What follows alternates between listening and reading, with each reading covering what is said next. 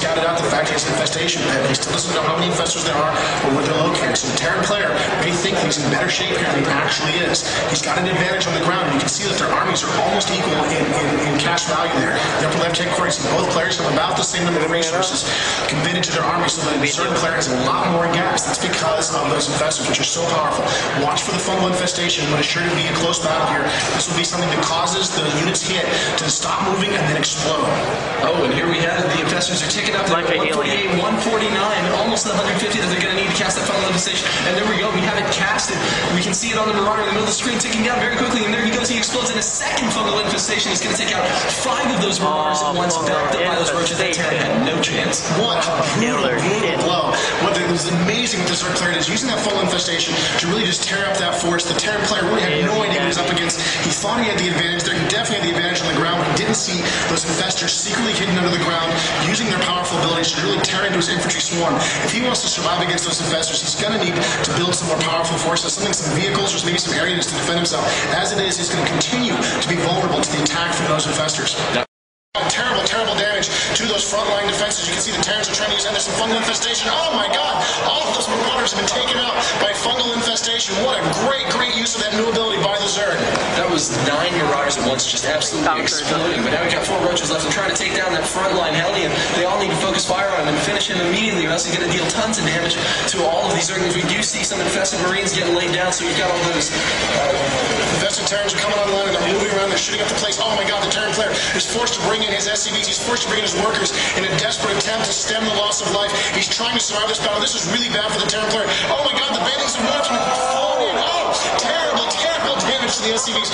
What a brutal blow to the Terran economy. Oh, you can see he's just taking a lot of damage. Even so, even with all that damage, you can see the Terran is still doing okay in economy. He was so far ahead of the Zerg player in terms of their SCVs. With all of that damage, he's still kind of keeping the game. He's down to 27 SCVs to 35 drones, and here are even more infested Terrans spawning from those infestors, swarming around inside the Terran base. The infested Terrans are a temporary unit. They only last a short amount of time.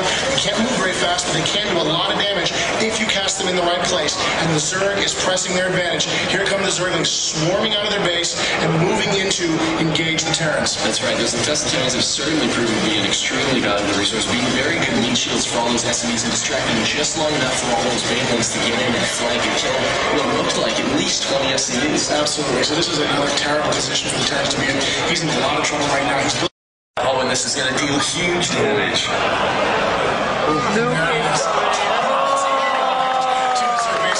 Spawn from those destroyed buildings. This is a new ability by the Zerg. The ghosts are surrounded by the buildings, but the buildings only last a short amount of time. And you can see those badly damaged ghosts are now trying to sort of get away. There's 2 Zerglings looking for payback, but they don't get it.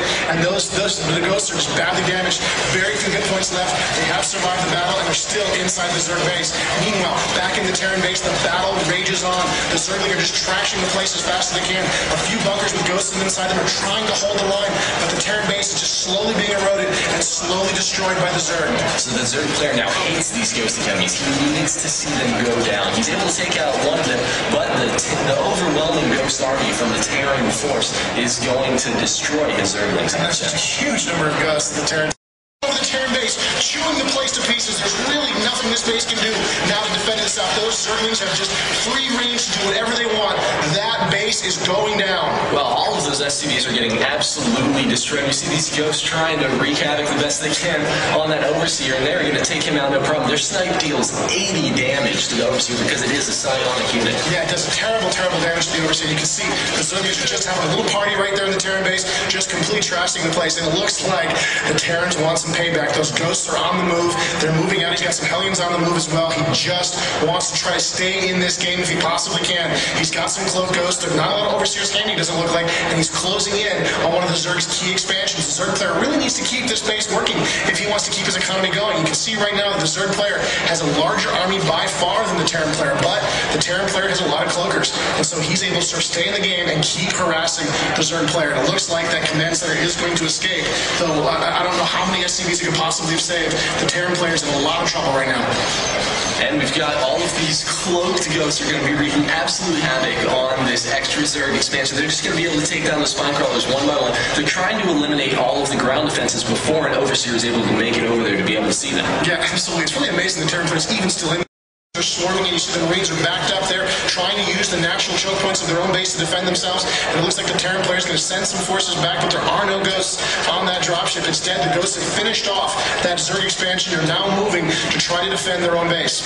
And here they are, rapidly moving to the center of the map, just trying to get away from those Broodlings the best they can. We have those Zerglings absolutely overwhelming the Terran base. We see how quickly that bunker just goes down, and they move in. We see a ton of infested Terran getting launched into the back of the Terran base, and they are dealing an enormous amount of damage. The Terran has players from one barracks moving around the map. He's got 5 ghosts there on the move. He's got 1 supply depot hidden behind his line here, but the rest of it is all going down. The Zerg is just trashing the whole place. There was, it looks like, a Banshee in the air, but it's been taken down by the Corruptors. There's a bunch of infested Terrans. There's Zerglings swarming across the Terran base. This is Zerg payback, and they are just destroying this entire Terran base as fast as they possibly can. They're making a push, and it's not looking good for the Terran player at all. We have more infested Terrans getting laid down across the map.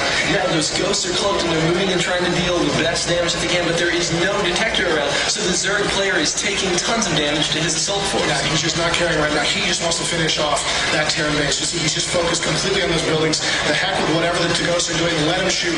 We're just going to trash this place and then move on. And you can see the ghosts are doing some damage, but it's not fast enough. It looks like the Terran base has been largely destroyed. That last Ghost Academy there